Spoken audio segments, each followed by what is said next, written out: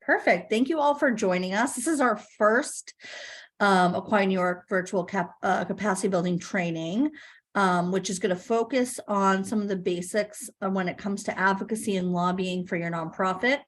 We're a small group here, so if you have questions as we're going through, you can type them in the chat or honestly get off mute and ask them.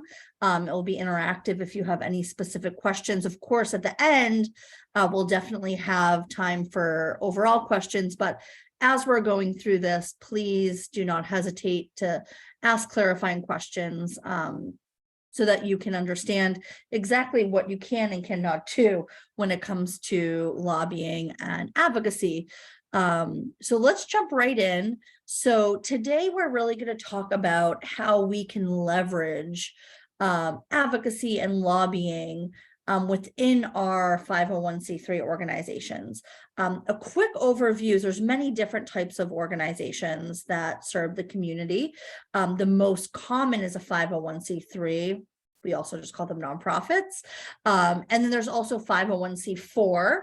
So a quick overview of Acquire New York. We are a 501c3, a 501c4 in a PAC, a political action committee, which gives us a lot of leverage. However, most organizations do not have all three of those entities.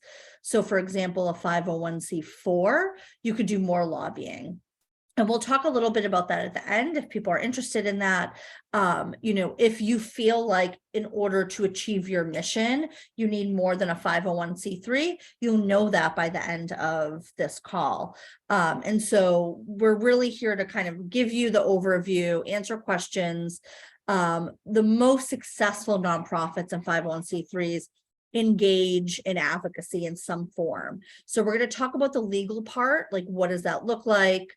Also reporting what you do when you are actually lobbying. We have lots of resources for you.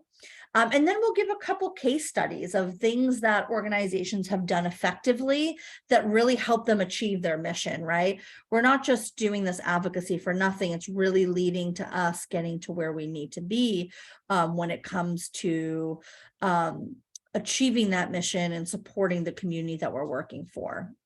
So we're going to quickly jump into the law piece, which is the least interesting, but we do have to go over it. And so you can read here. I'm not going to read it verbatim, but ultimately it's letting us know that what a 501c3 is, and that ultimately legislation and lobbying are used regularly in nonprofits. But there are laws to it. So there are specific ways in which you can do it. There's percentages, which we'll talk about in a minute.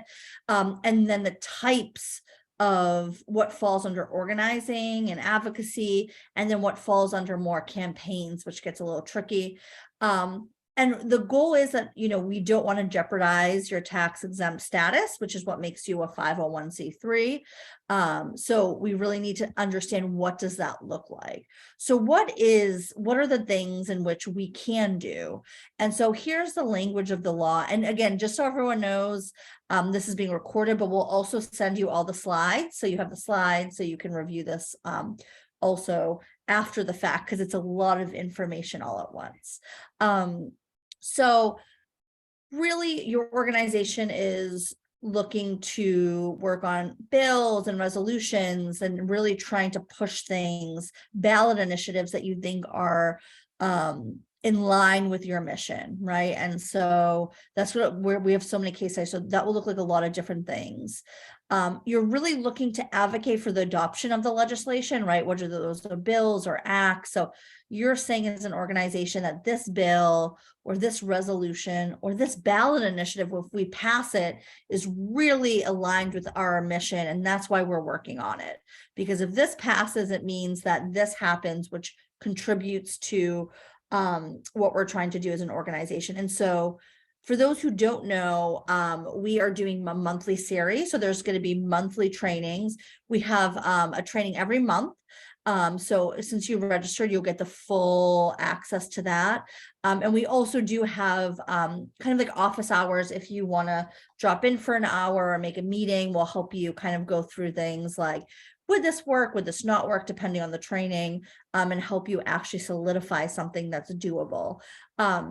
And so, for example, this piece, we'll talk a little bit about what would this look like for you, what's important.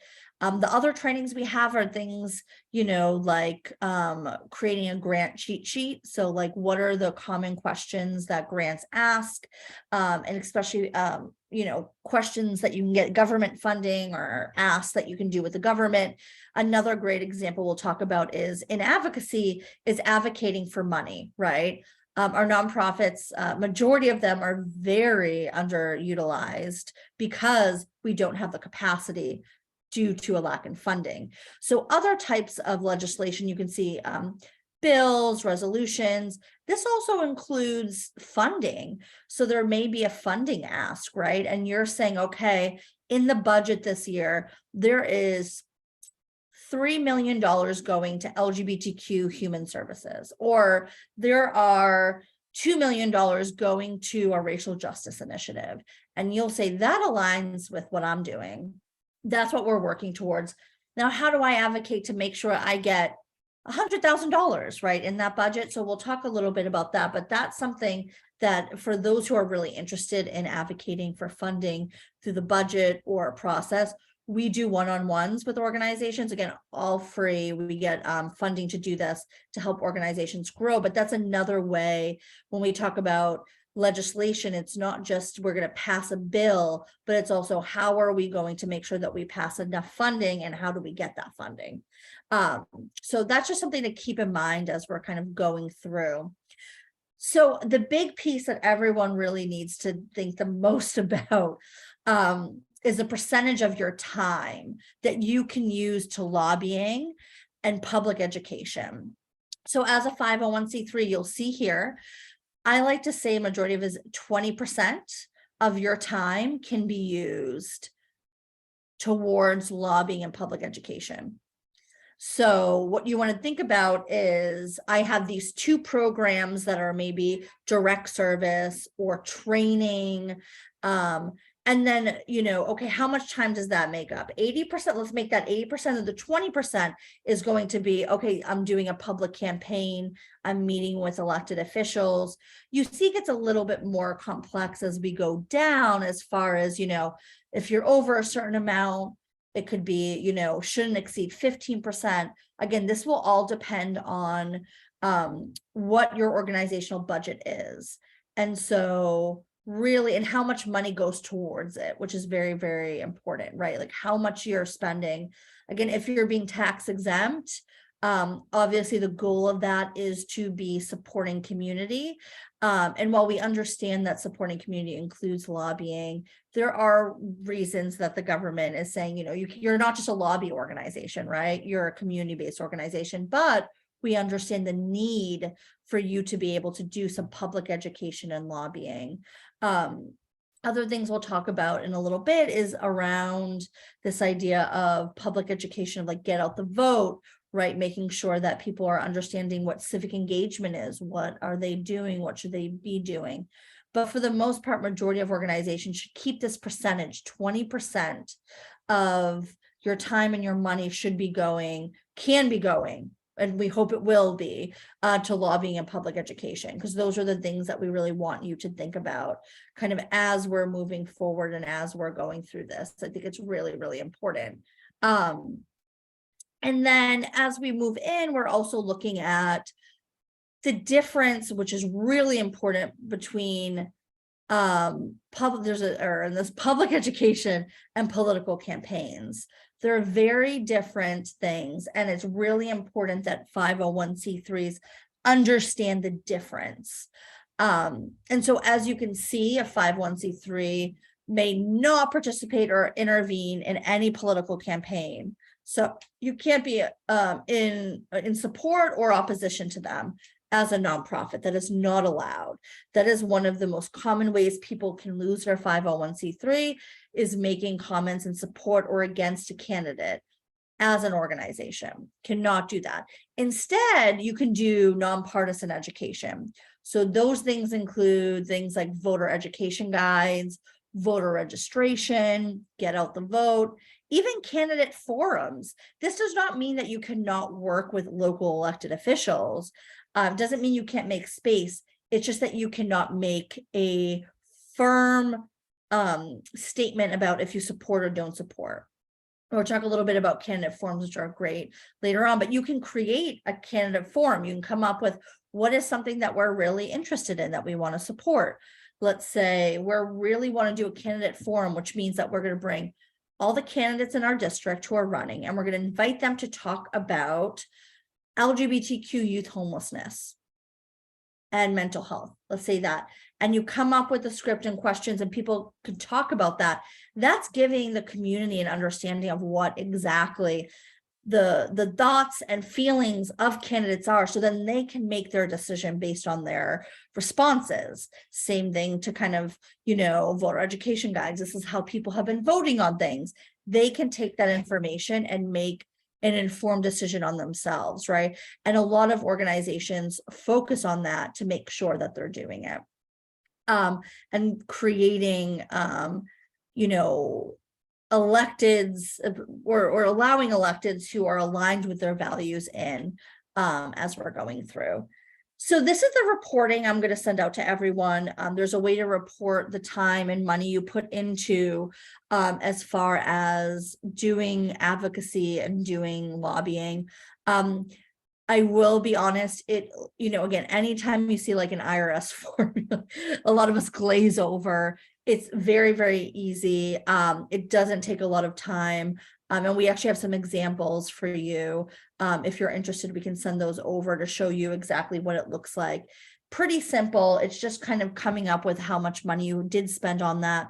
So that way, when you're doing that work, then you again are not getting in trouble if someone finds out that you are doing public education, and you're being very clear that that's something you're doing. So it's just one additional form to whatever forms that you fill out, which is again very, very important for your organization to stay in good standing.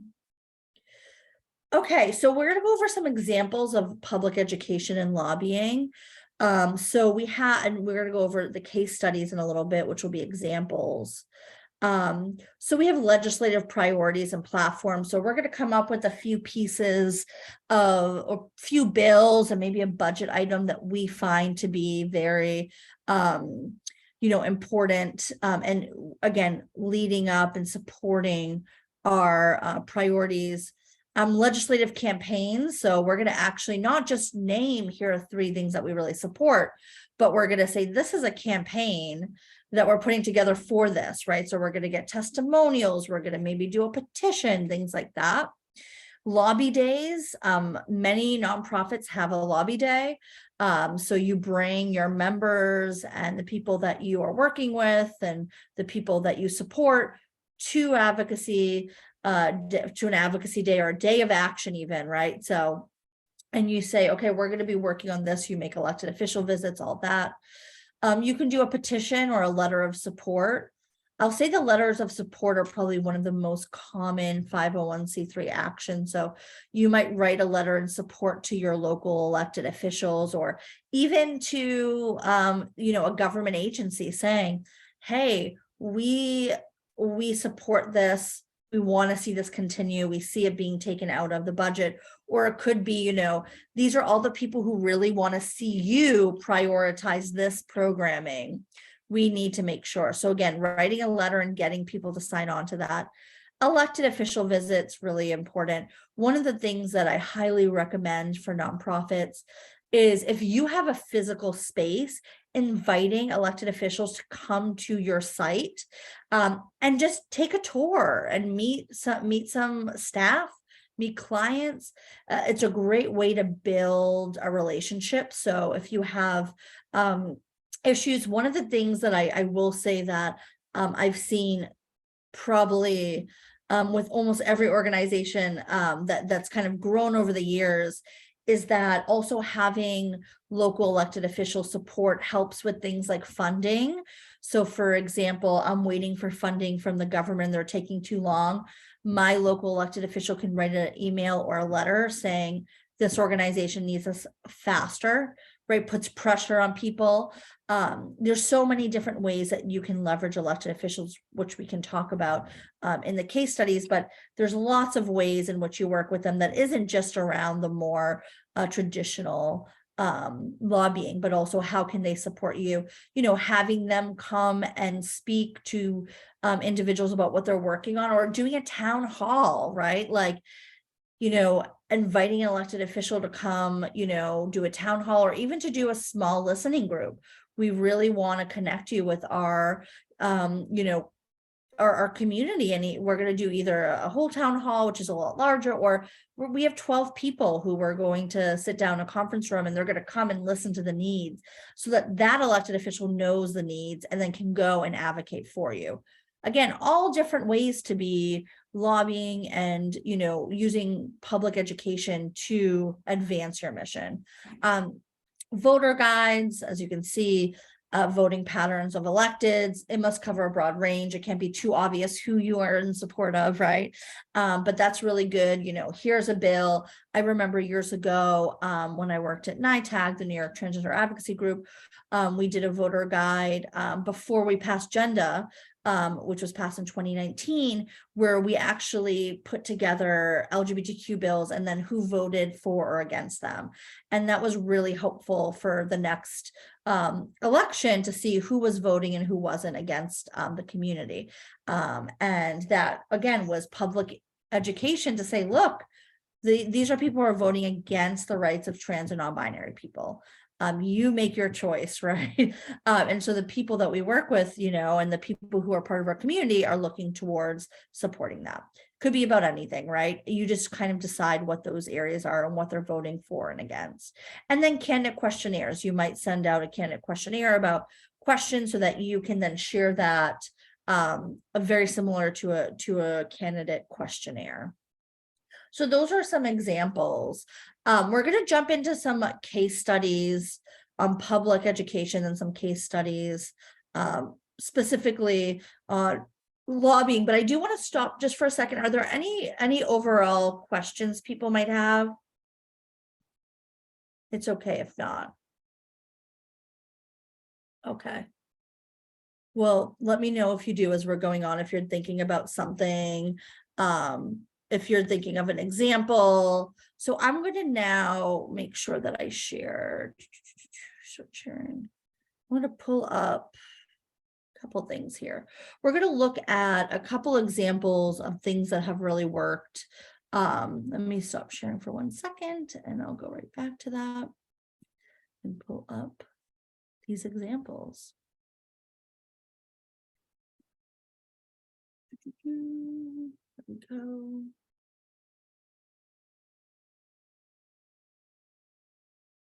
So let me share now. We're going to share. Let me just open all these up actually, so then you don't have to wait too long. Just give me a quick second.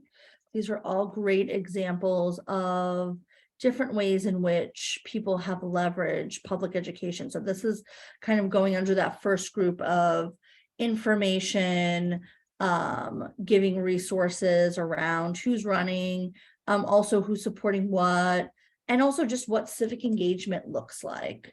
And so the first one I'll share right now is going to be, here we go.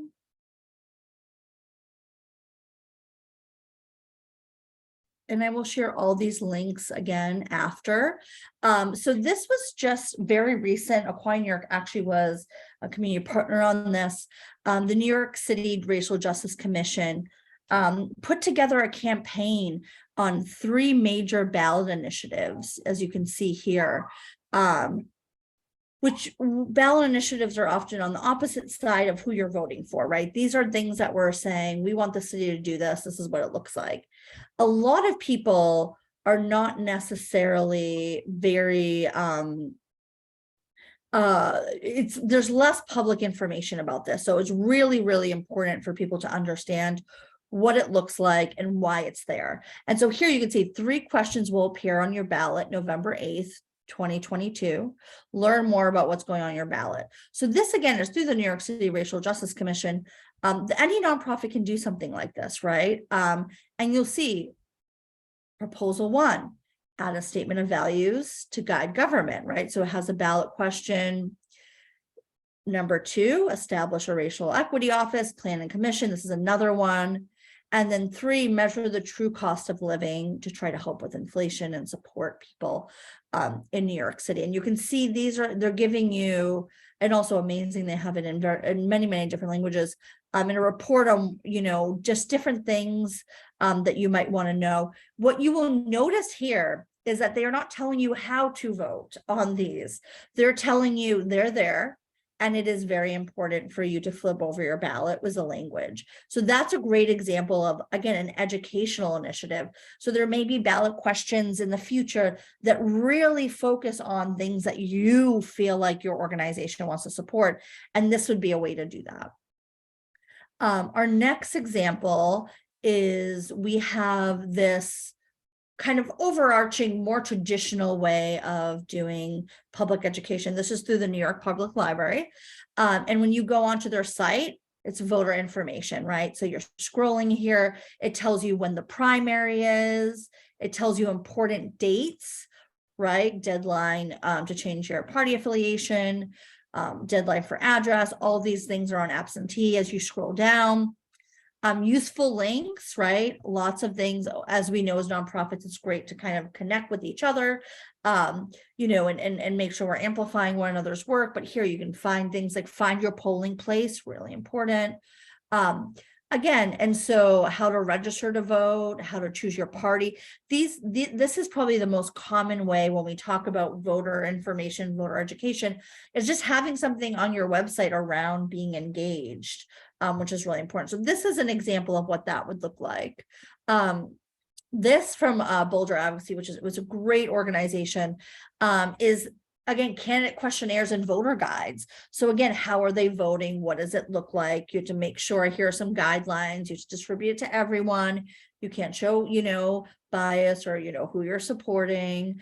And then sharing that information. Here are some guidelines. If they don't, answer, that's fine, but you have to invite them. So ways in which you're going to sort through the candidate questionnaires, and then you're going to distribute that in a way that people can understand, right? It's really hard in elections. Often we also talk about, access, right? People who have a lot of money, right? They have all the ads, they're out there.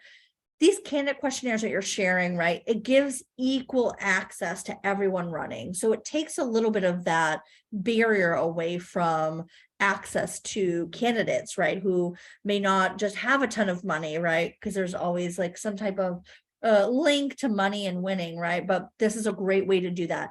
Think about these questions you would want to ask based on your organization, and also based on your area, right? You know the needs of your area and your community more than anyone else, right? And so what are the specific needs in your community? Is it healthcare? Is it mental health? You coming up with those questions are really, really important. And it really does make a huge difference when you can curate these questions that are far more relevant than what just the candidate wants to talk about. Hi, Ace. Welcome. Thank you. Hope this is going well. I'm really excited to be here. It is. Do you want to quickly introduce yourself, everyone? This is Ace, who's our Director of Community Organizing, who will be doing a bunch of the trainings themselves. If you just want to quickly introduce yourself. Absolutely. So Ace Sutherland, they, them, Director of Community Organizing. I'm a Virgo, love saying that is a fun thing.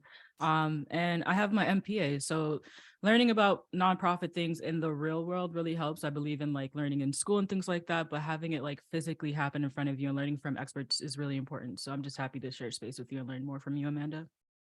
Thanks, Ace. We're happy you're here. We're just going over some case studies of different ways in which people can do public education and lobbying as a 501c3 without getting in trouble. And so we were just going over voter guides and how a lot of organizations can really craft questions that are so relevant to their community so we can understand where candidates fall. And we then take the narrative where we're asking them, right? They're not just deciding what their top 3 pieces are. Right. And so it's a really great way. And so then the other one is this is a really great, again, everyone's gonna get the links after, but how to host a candidate forum. So we talked about more of the candidate questionnaire, which is often just more of like a physical thing, but hosting a candidate forum is so important. Again, for all of the same reasons, to be honest, is you're able to curate the needs and the questions of your community, right? And so you have people locally who are running that you can say, right now, Hudson Valley lost X amount of dollars in support in this department. How are you going to change that? How are you going to have, again, very specific, right now, LGBTQ homelessness at youth between 18 and 24 is so high. What can you do, right, to help that? You get to decide that. And this is a public education piece, right? This is not endorsing. You're not saying you want to support one specific person. You're giving everyone a platform to really level that playing field. And you can see here, again, this is a pretty large one. It could be 20 people, could be 200 people, but it's a really great way for you to think about this. And I think one of the things we don't talk about enough is capacity, right? This is a lot.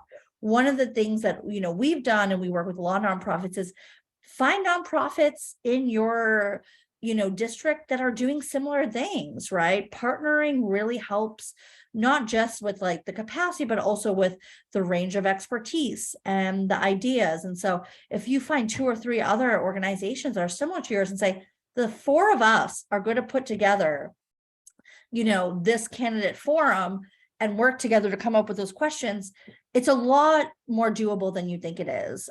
People especially who are already engaged, want to be part of these things, right? They want to listen to the candidates, they want to hear so they can make their informed decisions. So that's really, really important. I'm going to pull back up this piece because the one thing I didn't click on because there's no link, but give me 1 second.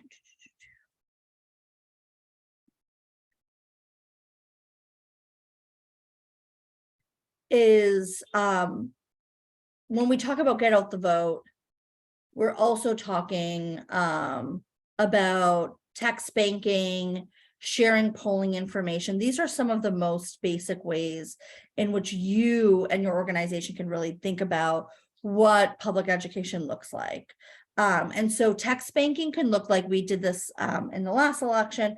You just sent a text to your members saying, don't forget the deadline to register to vote is in a week, right? Send out a text. Do you need help finding your polling place the day before, the general election? These are ways in which you can really engage people and remind them about their overall, civic engagement duties, right? These are things that you are just giving them information. Again, you're not saying this is who we should support and who we should not, but as a part of your own community, what people are going to see, right? When you look at those, candidate questionnaires, you could probably guess that majority of the people in your community are seeing what you're seeing, right?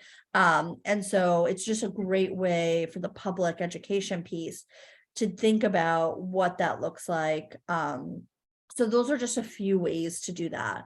And then, legislative and lobbying, right? And so I have a few examples here that I'm going to pull up quickly, just to go over, like, these are examples of actual nonprofits who are doing this work currently, and really thinking about how they're engaging their communities, right? And these organizations are all different sizes, right? Of course, you want to think about your capacity, you want to think about like what what your mission is. Like, maybe this is not exactly what you want to be doing, but it is something that you can do. And that's kind of our goal, is to give you 3 examples on this piece of like, here are some policy agendas, right? And this can also be, again, it can range from, we're just going to say this is what we're doing, to we're going to make active campaigns. And so those are the ways in which we're looking at it. And so the first one here is the Nonprofit New York, which is a nonprofit here in New York, right? And they are lobbying to make sure that organizations are taken care of here that are 501c3s. And so you'll see here, just having a policy platform, right? They are not a policy organization, right? They do lots of programming, but they have some type of kind of area where they're saying it is also really important for us to do the policy work in order for us to reach our mission. That's an area that we really want to think about. And so if you scroll down here, look, legislative policy priorities. So they have actual campaign. They also have education for the sector and policymakers. They want to strengthen financial sustainability. Again, legislative priorities. They put everything that they find. And this, it might not be this robust. It might be, here are the 3 things, which I'm going to show you next, that we want to do. But here are, they kind of broke it down, right, into these 4 different buckets of things that are important to them. And they believe this is what they want to prioritize for their organization. This one, which is the center, and I know Ace could talk to about some of this too, is the center came out with Rise Out, which is their policy platform. You can see here their vision is like the 3 areas, but really they're only advocating for these 4 pieces of legislation. This is what they want. They want their members to know, we need to pass these pieces of legislation to make our community stronger, to take care of us. Below, you can see kind of what they've accomplished already, which is, you know, all the bills that they have been working on over the last 3 years. And so again, what we advocate for can just be, this can be something on there, and then it can be ad hoc where you have time and you're actually partnering. So for example, they don't have to create their own TG&C and B anti-discrimination requirements in schools, but they might join a lobby day. They might say, oh my God, someone's doing a lobby day on this, you should join.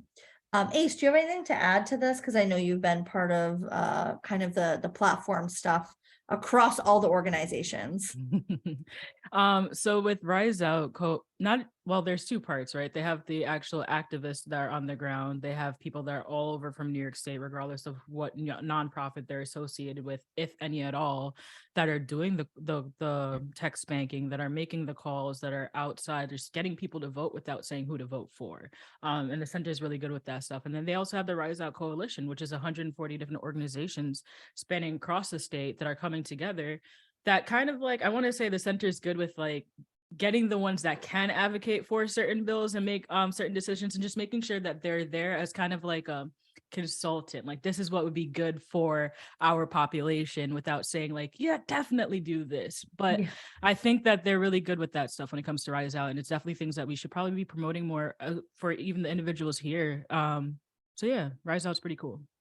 Yeah, definitely. And it's a way of seeing, right, that like there's all different, you know, there's a spectrum of what you can do, right? And now the center is a very large organization, so we get that they probably have more capacity than some of the small organizations, but overall they're doing that. And then we have which I'll pull up, is GLSEN. For those who don't know, they support LGBTQ youth in schools. And this is what they have here, right? This different idea of, also, I want you to think about, there's ways of looking at it as very specific policies, right?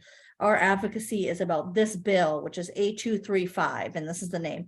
And it is things like, these are overall ideas that we want to work on. And this is a good example here. So are there changes ground in supporting things like GSAs, right? Like, one of our policy agendas is to support GSAs, and we can do that in so many different ways, right? Support educators. Like, these are all things in which, you know, you can decide what that looks like. And then if you jump down, they do have some policies, right? So they have some federal policies, they have some state, school districts and boards. And as you come down, right, here are different pieces of legislation.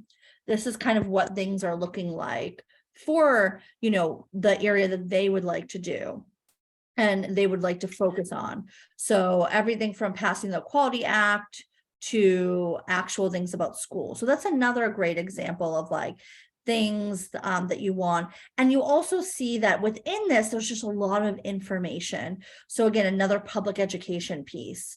You know, even though this is more of a legislative idea, there's still ways in which you're understanding, right? Here, funding priorities. A big thing is like, what kind of funding do you want to see? What does that look like? So these are 3 examples, again, all broad in different ways, right? This is very specific to LGBTQ youth in schools. The Centers for All LGBTQ People, and then we have Nonprofit New York, which is all for all nonprofits, right? You don't have to be LGBTQ.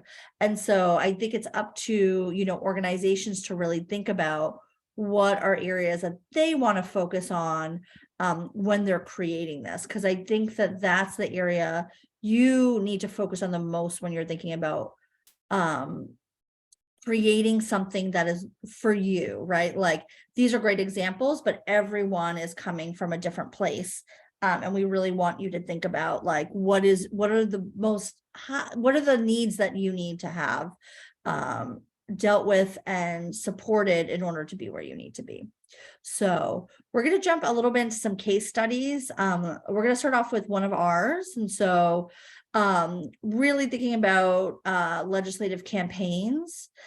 There's a bill that we've been supporting, which you probably just saw that the center brought up this year, that they also added to their platform, which is TGNC&B anti-discrimination requirements in schools. And so that bill is to make sure that all schools have guidelines on how to support trans and non-binary youth. So that way it's part of their training, it's a part of their infrastructure, and it's something that, are going to hopefully make spaces little by little safer for trans and non-binary students. And you can see we did a very large campaign where we had each of these people plus more had their own image, where they had a testimonial about why it's important. We had students, parents, educators. We even had just trans people who have been in the system, right? And have been in school and have had experiences too. And then you'll see on the right is the Take Action Now. So we actually had a webinar, which was wonderful.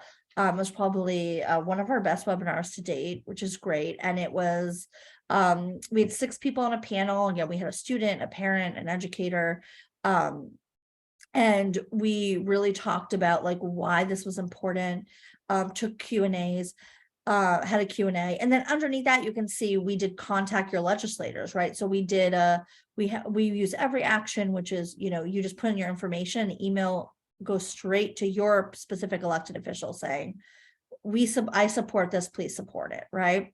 You can customize if you want, that's great, but it's a way to get people engaged. And then the sign-on for organizational letter, I mentioned that earlier, sign-on letter, right? Is like, these are all the people and these are all the organizations who support this, right? So when we go to a decision maker and they see 110 organizations support this, times that by the number of members they have, and often we think elected officials think about all the votes that they can get or lose, right, when it comes to supporting something. So it gives us more power when we're doing things like that.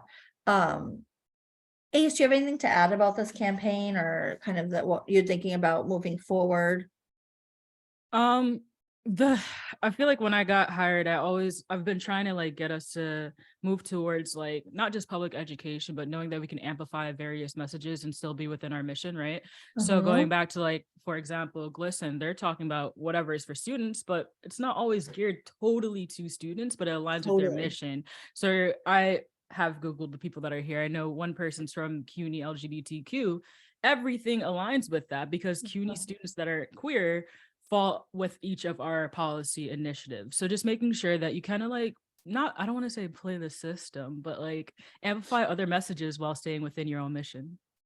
Exactly. I love that. I love that. Yeah. And that's the thing, you don't have to recreate the wheel too, right? It could be like adding in on things. And one of the things that we're focusing on in this year that we've launched is we're doing a youth advisory council. Just because we're doing a lot of youth programming and it is being led by non-youth, right? And so one of the things that we've always done as an organization is it should be the people who are impacted the most that are leading it. And youth have always, I think, for most organizations been kind of tough unless you're actually in a school. So it's really thinking about how do we amplify those voices. Totally. And so here we did, I talked earlier about having a lobby day or a day of action. So we actually had a day of action where we went up to Albany and we talked to elected officials, and we had a panel on it, and it was great. And we had young people from GSAs and from schools and just really showing up and taking up space in Albany. We talk about that a lot, like being visible is really important. And so I think, most elected officials that I've worked with, they're touched more by people who are directly impacted than me going in and talking about specific data. And so again, everyone learns differently and everyone is moved differently, but I will say it's still important to have data, of course. We're a data-driven org, but when it really comes down to it, it's the stories and the experiences that are moving people, right? And so I think that that's really important. This was from Advocacy Day, our full Advocacy Day last year. So there's different ranges. You could do a full Advocacy Day where you have 200 people, or you could just do a lobby day where there's 25 of you, right? And again, ways in which you want to move that. And I do think for a lot of organizations, the goal is to make sure that you are having everyone's input on what you're supporting, right? Like one of the big issues is organizations will say, we're gonna prioritize this, and they don't really ask the community. And then they're like, why aren't people engaging? One of the things at Acquire New York, what we do is our advisory council of 30 people decide what our platform is, right?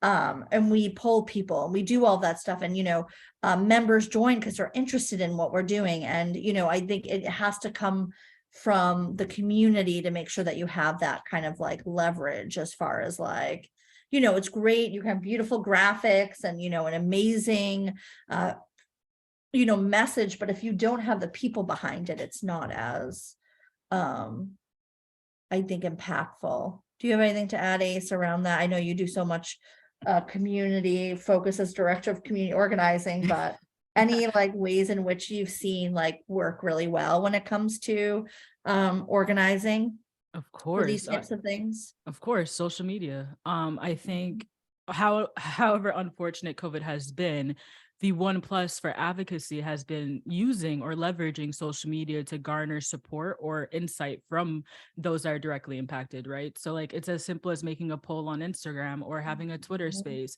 Doing it from the comfort of your own home while making impactful change is so important. So, and also in turn, like helping those that are disabled that can't leave the house but I was want to just be a gonna part of say the yes. community. Yeah, so making sure that we're reaching out to everyone, like, yeah, we can use the COVID excuse, but remember there are disabled people that can't actively be in these IRL spaces, or people that can't economically go up to Albany. Missing a day of work is a lot for most of us, right? So let's be cautious of that and garner support from social media. Totally, I couldn't agree more. And that's, I think when you're thinking about, advocacy for your organization, you want to be thinking about how you're including everyone, right? And what does that look like? I know our advocacy days, we always make them hybrid. So there's all the content is also available online. And then also just like social media, like Ace is saying, I think there's so many ways to engage people. And we want to be keeping people engaged, and not making barriers for our own community, which I think is really important. And then also, even personality wise, some people would hate to go talk to an elected official. I hate it sometimes, but it's like, I'd rather do something else, right? But so what are different ways that you can, is it sharing a post? Is it doing a poll on your own to give information? Is it to do outreach? Is it to send emails? Is it to work on the back end at data and say like, okay, how are we finding new people? Like, what can we do? A lot of times people see like the person at the front speaking at any event, right? Or speaking. And it's like, do you know how many people put together that day? So many. And so I think it's, oh, look, oh my God, that's so funny because they're on the screen. And so when we think of that, that's really, really important. We want to think about what that looks like.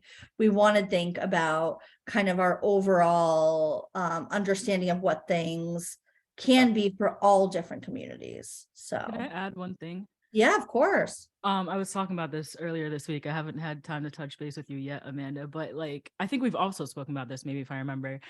Moving away from like panel discussions and more of community engagement to community discussions, right? Like we could sit here and have 5 people in a panel and call them experts because they're all queer and they work in the space, but they might not be directly impacted, right?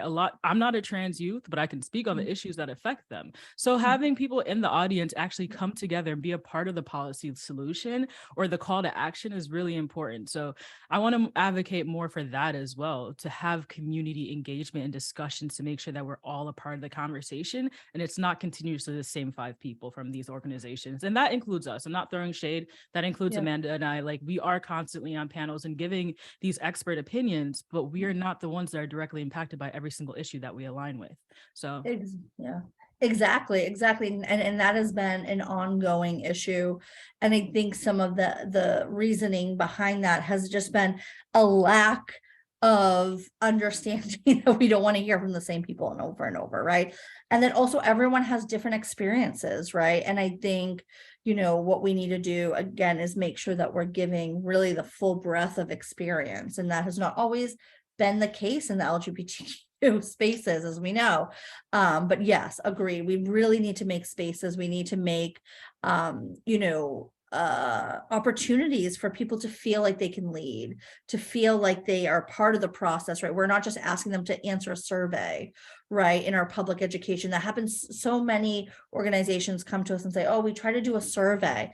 Well, you just sending an email out to them without actually engaging them, right? In a way is very one way, right? Like, there needs to be something about what am I getting out of this? What is, while we understand that, that's really important in public education and in lobbying, again, doing a survey to ask them what their needs are, and then telling them that you're gonna have a follow-up, right? So like, if the need is this, we're gonna have a meeting for young people on Thursday nights. Like, here are examples, like that way we can get information, but we're both equally getting something, right? And I think organizations have done a terrible job in realizing that it goes both ways, and it's not just us sitting here talking at you, but really how are we engaging one another?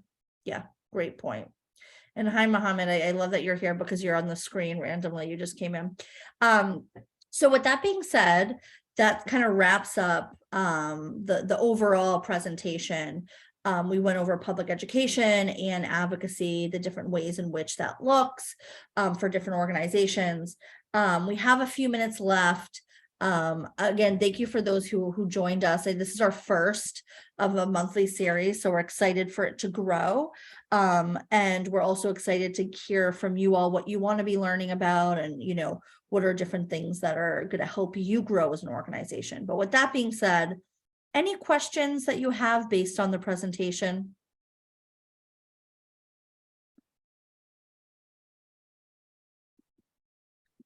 No, nothing Okay. right now. Well, thank you. Okay, great. Sounds like we did a perfect job. No, this is a lot of information. Also, one of the things is like so hard is like we have to get the information out, and then I have to hear myself talk for 45 minutes. So this is just the start of kind of understanding what those basics are. We're going to follow up with everyone, see if they have any questions after this.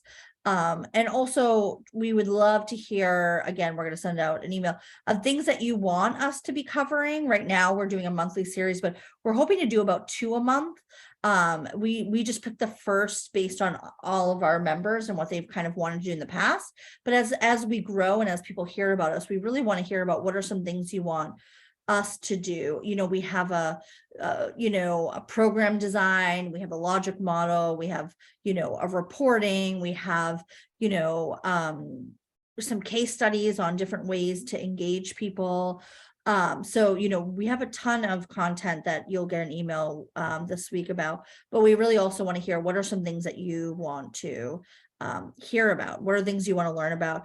And this is just one forum. Like, we're going to do these monthly or by and then every once in a while we'll do an extra one, but really we're going to be building a cohort model where those who are attending, we're going to do kind of an open meeting to go over things. So for example, if you want to fill out something or you want to come up with a campaign right now that falls within your work, I think next month we're actually going to be talking about base building and campaigns because it's relevant to this.